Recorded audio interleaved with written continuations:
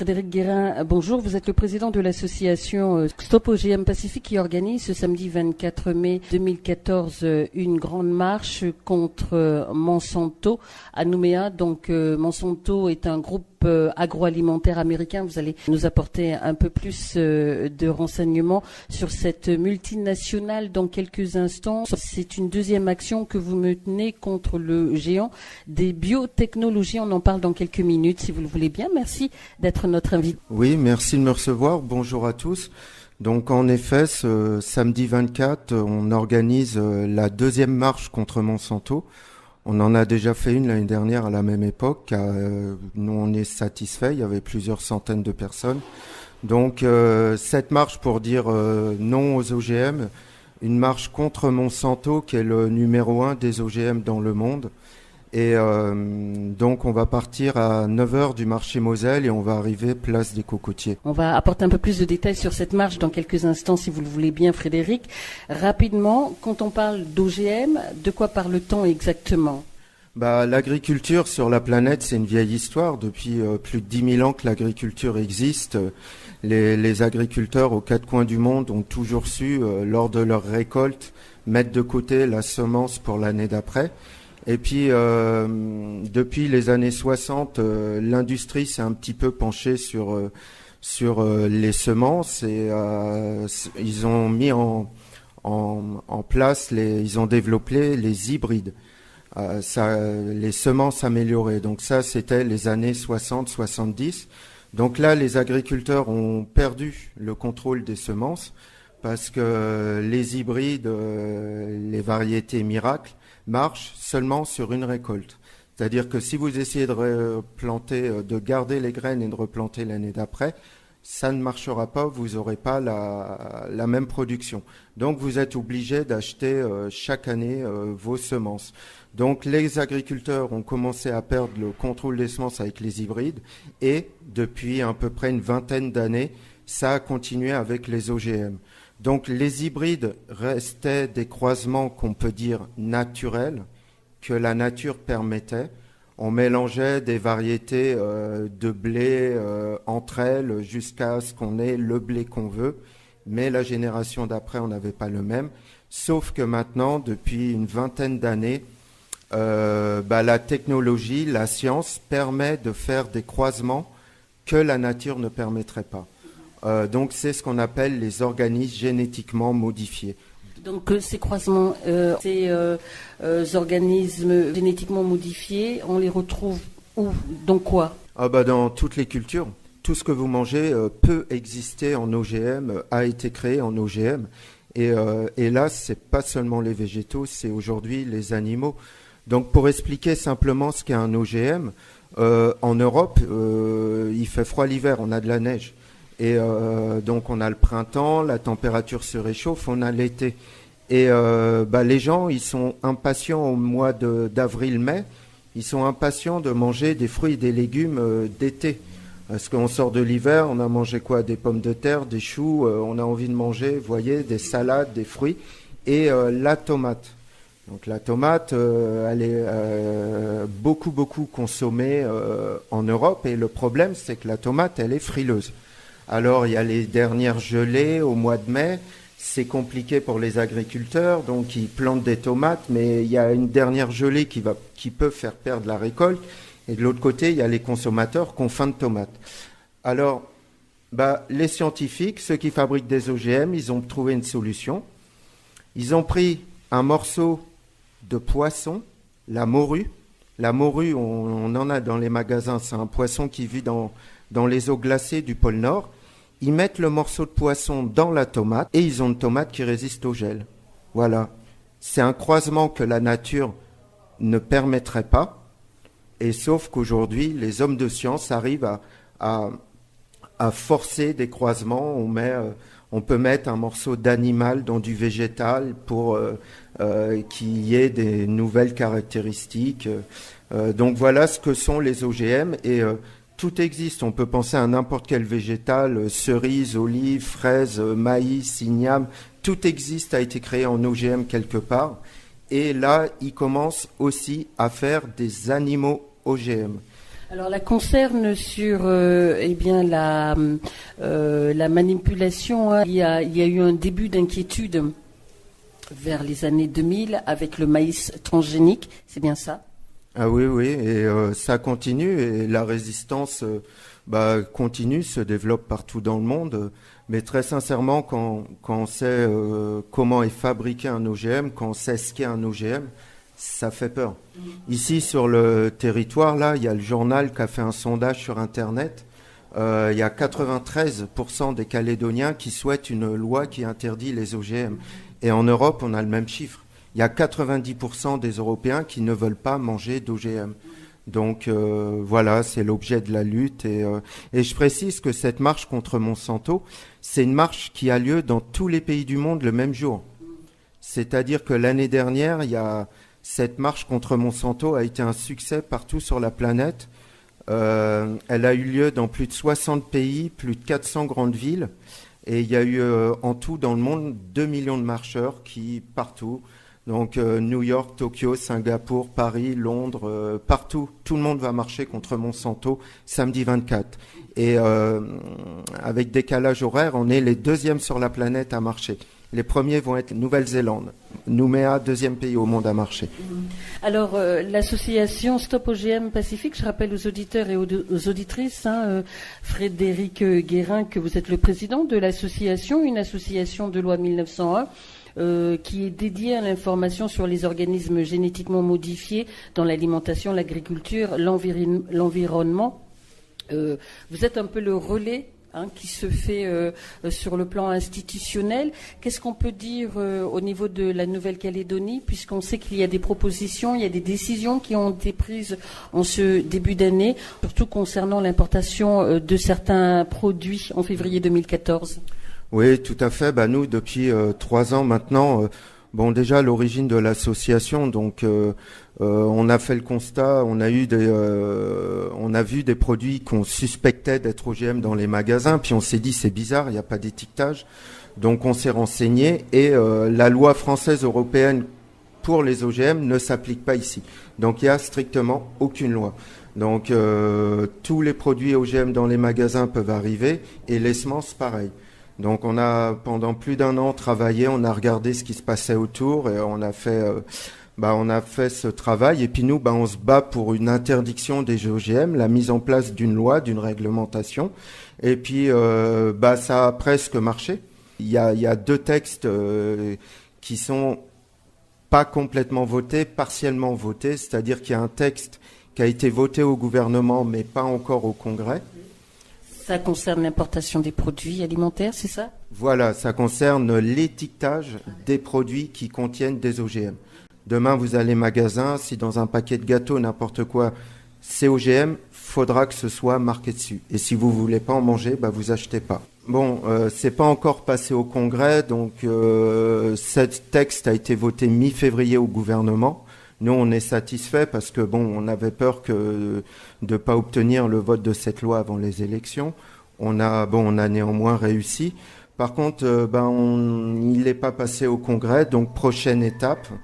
Nous, on va continuer, on va se mobiliser, on ira jusqu'au bout. C'est-à-dire OGM ni dans les champs ni dans les assiettes. Donc, on espère que ce texte va passer au Congrès dans les plus brefs délais. On est extrêmement satisfait que ce texte a vu le jour. Par contre, on est déçu sur les délais d'application pour l'étiquetage parce qu'il prévoit une application en décembre 2016. Ça fait un peu trop loin pour nous.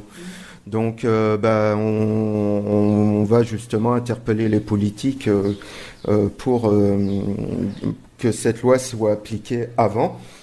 Et sinon, il y a un arrêté qui a été pris par le gouvernement, donc qui n'est pas soumis au Congrès, qui va être appliqué en juillet et qui interdit l'importation des semences. Donc, en grande satisfaction. Il n'y aura plus de semences OGM qui risquent d'être importées et d'arriver dans les champs et être cultivées sans forcément que les gens le savent. Donc il va y avoir un blocage pour l'importation de ces semences OGM. Alors pourquoi est-ce que les OGM font autant parler d'eux? On ne sait pas vraiment l'impact direct sur le capital santé. il y a un peu plus d'éclaircissement qui se fait au niveau de l'environnement, de l'agriculture, c'est ça? Nous, on a organisé pas mal de projections parce que c'est un peu compliqué à comprendre OGM, mais en fait, on n'est pas obligé d'avoir une compréhension scientifique. On a un film qui présente la situation des OGM à Hawaï, et c'est un véritable cauchemar. Il y a une grosse résistance. En fait, Hawaï, c'est américain, et c'est le grand laboratoire OGM du monde. Donc là-bas, faut pas se demander ce qu'est OGM, faut se demander ce qui est pas OGM. Et tout est OGM. Et les Polynésiens se sont d'ailleurs soulevés contre les OGM, et la lutte est très intense là-bas. Et il y a une autre grosse menace OGM dans la région Pacifique, c'est l'Australie, qui produit beaucoup d'OGM. Donc Australie et Hawaï. Donc Hawaï produit beaucoup de papayes OGM. 80% de leurs papayes sont OGM. Donc ils exportent des fruits et des graines. Et nous, on a peur qu'elles soient arrivées là. On pense même qu'à un moment, elles sont rentrées, qu'elles ont été cultivées. On a fait des recherches, mais j'ai envie de dire, ceux qui savent nous le disent pas, mais soyez extrêmement prudents parce que les gens qui m'écoutent, mais graines de papaye, qui achètent ça, mais si. À Nouméa, les professionnels, tous les supermarchés, il y a des paquets de graines de papaye et elles sont pas locales. Et donc attention au danger. Et un autre exemple qui nous inquiète, c'est que l'Australie a mis au point une banane OGM qui est faite pour résister au bunchy top. Donc c'est inenvisageable qu'elle soit pour nous, qu'elle soit un jour cultivée parce que on peut aussi comparer l'agriculture à la médecine. Il y a différentes façons de se soigner.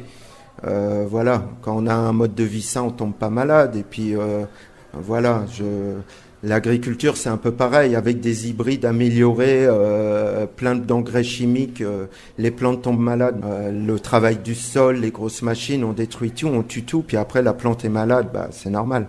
Donc il y a d'autres méthodes. OGM, c'est pour nous pas une solution. Vous savez, il y a papayer mâle, papayer femelle. Un pied de papayer OGM, on considère qu'il pollinise 3 km autour. C'est quoi qui pollinise papayer mâle, femelle? Les abeilles, les roussettes, les oiseaux. C'est ça le problème, c'est qu'OGM, ils ne maîtrisent pas le vent, les gars. Il n'y a rien de plus léger que le pollen, il peut se déplacer sur des dizaines de kilomètres. Moi, je tiens aussi à alerter la population, c'est que le poulet congelé là, qui vient d'Amérique ou du Brésil, il faut savoir que ce poulet, il mange déjà que de l'OGM, mais ce poulet, il est interdit en Europe. Interdit à la commercialisation en Europe parce qu'il est piqué avec des hormones et tout un tas de trucs. Et il faut le savoir. Et là... Et comment on fait, Frédéric Guérin, puisque vous avez relancé la polémique sur certains de ces aliments, comment on fait pour savoir, parce que jusque-là, aucun étiquetage n'est collé sur l'aliment? On peut pas, il faut faire des analyses en laboratoire. Il faut aller fouiller dans le tout petit. Le consommateur, comment il fait? Il fait confiance à ses politiques qui lui font un étiquetage, mais sans étiquetage, si je vous mets une papaye OGM et une papaye non OGM, il n'y aura pas de différence. D'aspect, le produit est le même.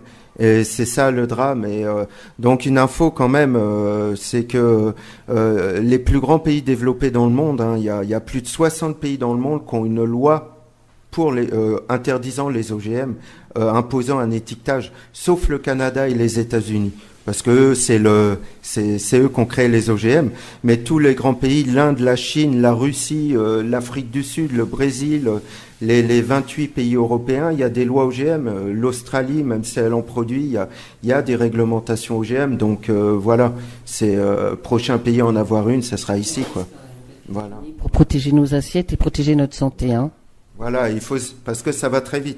Ils développent leur technologie très rapidement, quoi. Là, les Américains sont sur le point de commercialiser un saumon OGM. Voilà, il n'y a pas étiquetage, donc on en a là du saumon congelé dans les magasins. Il vient d'où? On ne sait pas vraiment. Voilà, demain les Calédoniens vont manger ce saumon OGM, ils ne seront pas informés. Donc vous voyez, c'est pour ça qu'on se bat. Il faudra regarder les étiquettes et puis faire attention les produits américains. Donc le pays qui produit le plus d'OGM, c'est les États-Unis. 80% des produits en Amérique, aux États-Unis, sont OGM. Donc si vous voulez, en attendant que la loi sur l'étiquetage arrive, si vous voulez pas manger d'OGM, évitez les produits américains. Là, il y a plein d'OGM. Et là, il y en a plein dans les magasins aujourd'hui, là. Il y a toutes les multinationales qui ont un pouvoir énorme. Et justement, cette marche contre Monsanto, qui est le numéro 1 des OGM dans le monde, sont des lobbies, des entreprises extrêmement puissantes qui arrivent à imposer les OGM contre la volonté des États. Et alors OGM dangereux ou pas? Donc ça, c'est un débat qui va continuer pendant de longues années. La communauté scientifique est partagée. C'est-à-dire, il y a une partie des scientifiques qui disent aucun problème, c'est bon pour la santé, mangez-en. Et par contre, il y a l'autre partie des scientifiques qui font des études et qui disent attention danger, surtout faut arrêter de toute urgence les OGM. Mais et puis c'est effrayant quand c'est un exemple en Nouvelle-Zélande. En Nouvelle-Zélande, ils ont modifié génétiquement une vache pour que la vache produise du lait de femme. Voilà ce qu'est la science, voilà ce qu'est un OGM. Donc il ne faut pas faire n'importe quoi pour de l'argent, pour du profit. Il faut quand même que tous les citoyens de la planète aient la possibilité de pouvoir librement choisir de manger ou de cultiver des OGM ou pas. Donc Stop OGM Pacifique, donc ça veut dire que des actions sont menées aussi bien dans le pays, des actions d'information, de sensibilisation que dans la région du Pacifique. Frédéric Guérin, vous venez juste de citer Aotearoa, la Nouvelle-Zélande. Le Vanuatu aussi est approché par Stop OGM Pacifique. Oui, on est en train de faire une base de données pour avoir de la visibilité sur les OGM dans le Pacifique. Ce qui nous inquiète, c'est que tous les petits États, tous les États indépendants là, de la zone Pacifique, il y a un point commun avec la Nouvelle-Calédonie, c'est premièrement, on importe massivement toutes les semences. Elles viennent d'où les semences? Vous allez dans n'importe quel magasin ici sur le Caillou, là, un paquet de graines de tomates ou de graines de squash ou n'importe quoi, il n'y a pas une semence qui est de fabrication locale. Les semences, elles viennent de Chine, elles viennent d'Australie, elles viennent... Donc là, il y a un gros problème, et c'est commun dans tous les États du Pacifique. Toutes les graines sont importées. Donc c'est extrêmement inquiétant. Et pour la nourriture, c'est pareil. Le riz poulet congelé est dans toutes les assiettes du Pacifique. Et avec les problèmes de santé qu'on connaît, il y a plein de maladies nouvelles. Les vieux s'en rendent bien compte. Il y a des maladies aujourd'hui qu'il n'y avait pas avant. Les chiffres ont dit que 30% de ce qui est mangé en Nouvelle-Calédonie est consommé localement. C'est-à-dire il y a 70% qui est importé. Alors je pense qu'il faut il faut avoir des vraies réflexions là-dessus. Il faut retourner au champ. La nourriture des champs rend pas malade. Ça, c'est sûr.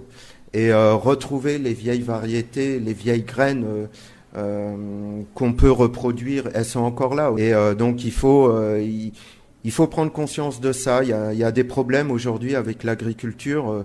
Bon, il y en a beaucoup, hein, pesticides et toutes ces choses, l'agriculture intensive, mais nous, on se consacre au GM et puis attention, danger, quoi. Alors justement, danger, et afin de contrer ce danger, Stop OGM organise une marche contre Monsanto, donc cette grande multinationale américaine. C'est le deuxième round. Donc le premier s'était très bien passé. Ouais, très bien. On a été 300 personnes, donc on part marché Moselle, on passe devant le gouvernement, on fait un peu de bruit. Après, on passe place Cocotier, puis on discute, il y a micro, tout le monde s'exprime, et puis voilà, faut faire des jolies pancartes et puis interpeller les politiques. Si on est 50 samedi dans la rue, le gouvernement il l'entendra pas beaucoup. Mais si on est 5000, ils vont se dire attention là, les Calédoniens, ils sont inquiets des OGM, faut vite faire quelque chose. Il faut nous aider à y arriver. Nous, voilà, on fait avancer cette lutte OGM, mais il faut nous soutenir. Il faut que tout le monde vienne samedi 9h Moselle, et voilà, avec des jolies pancartes, et il faut reprendre le contrôle de la nourriture. Tous nos ancêtres, partout où l'homme s'est installé sur la planète, il y a eu des ancêtres agriculteurs. Partout, c'est une vieille histoire, l'agriculture. Le riz, par exemple, il y a 50 ans, on parlait d'1 million de variétés de riz différents. Et qui a créé ces variétés? C'est génération après génération des croisements naturels qu'ont fait les agriculteurs. Le riz, les maïs, les blés, il y a toutes les couleurs. Il y a du riz qui pousse dans les zones humides, dans les zones sèches, en altitude, dans les montagnes. Il y a, depuis des milliers d'années, nos ancêtres ont su créer toutes ces variétés. Mais c'est un véritable trésor. Et là, alors, des multitudes de riz, de maïs et autres produits de la terre, mais très peu de produits de l'agriculture qui sont vendus, consommés. Là, on parle monopole, là. Ah tout à fait, puis c'est extrêmement dangereux. Parce que les marchands de graines, là, c'est facile ce qu'ils sont en train de faire, comme les vieilles variétés sont plus cultivées, elles disparaissent. Et si personne réagit, dans 30 ans, il restera que les variétés améliorées, hybrides ou OGM, des marchands. Et qu'est-ce qui les empêchera d'augmenter le prix des semences dans 15-20 ans, multiplié par 10? Qu'est-ce qu'on fera? Ils sont pas là pour nourrir les gens, ces entreprises. Ils sont comme toutes les autres. Qu'est-ce qu'ils veulent? Ils ont des actionnaires, ils veulent faire des bénéfices et faire de l'argent. Donc voilà, c'est sacré. Ils peuvent... l'agriculture peut pas appartenir à des multinationales. C'est le patrimoine de l'humanité. Il faut entretenir et conserver ça. Ici, sur le territoire, les variétés d'igname ont été conservées, mais les autres variétés, par contre, par exemple les bananes. Il y a 100 ans, il y avait combien de variétés de bananes différentes? Il en restera combien dans 20-30 ans? Donc voilà, banane améliorée, William, elles marchent très bien, les variétés traditionnelles. Elles ont en plus pas besoin de pesticides et tout ça, elles sont adaptées. Pourquoi changer? Alors on rappelle que donc pour sensibiliser, pour contrer aussi, une grande marche est organisée par Stop OGM Pacifique, et donc le rendez-vous est donné à 9h au marché de Port-Moselle. Le départ se fera à 9h pour une marche vers le congrès jusqu'au rassemblement sur la place des Cocotiers pour des interventions, débats, musique. Bien entendu, l'appel est lancé. Oui, merci à tous. On vous attend très nombreux, puis donc il faut lancer un appel, vraiment être entendu, être en nombre, pour vraiment que ce soit une priorité pour protéger les champs et les assiettes des OGM. On a un site internet www.stopogmpacifique tout attaché pacifique.org. Donc il y a des interviews qu'on a fait à la télé, radio, Jidou puis les autres, des articles de journaux. Il y a tout un tas d'informations sur les OGM, sur les actions qu'on a fait depuis qu'on existe. N'hésitez pas à nous contacter sur le site internet.